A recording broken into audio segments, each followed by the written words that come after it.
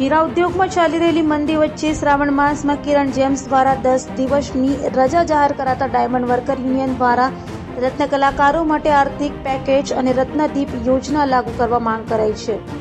સુરત હીરા ઉદ્યોગના ઇતિહાસમાં પ્રથમવાર રજા જાહેર કરાઈ છે. શ્રાવણમાં કિરણ જેમ્સે 10 દિવસની રજા જાહેર કરતા હીરા ઉદ્યોગમાં ખળબળાટ મચી ગયો છે.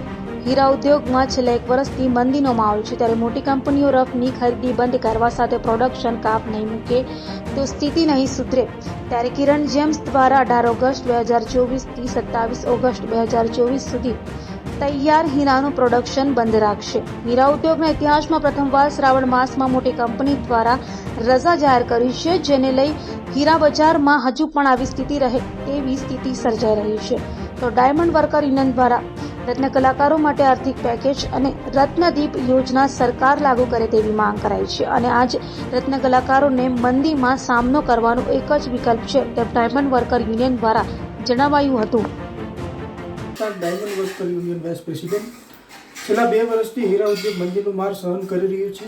સરકારને વારંવાર રત્ન કલાકારો માટે આર્થિક પેકેજની માંગ કરી હતી, રત્નદીપ યોજનાની માંગ કરી હતી, પરંતુ સરકાર દ્વારા કોઈ પણ પ્રકારનું ધ્યાન દેવામાં આવ્યું નથી.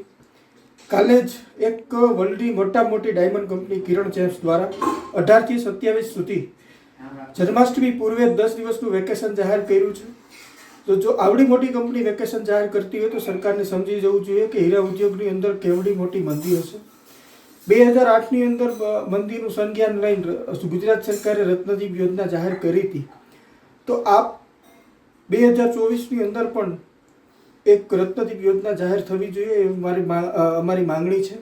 અને આર્થિક પેકેજ પણ ડાયમંડ વર્કરો માટે ગુજરાત સરકાર આપે, કારણ કે મંદીનો કેવી અસર છે. જો વર્લ્ડની લાર્જેસ્ટ કંપનીમાંથી એક કંપની 10 દિવસનું વેકેશન જાહેર કરતી હોય તો સરકારને પણ સમજી જવું જોઈએ કે કેવડી મોટી મંદીનો માર સહન કરી રહ્યું છે હીરા ઉદ્યોગ.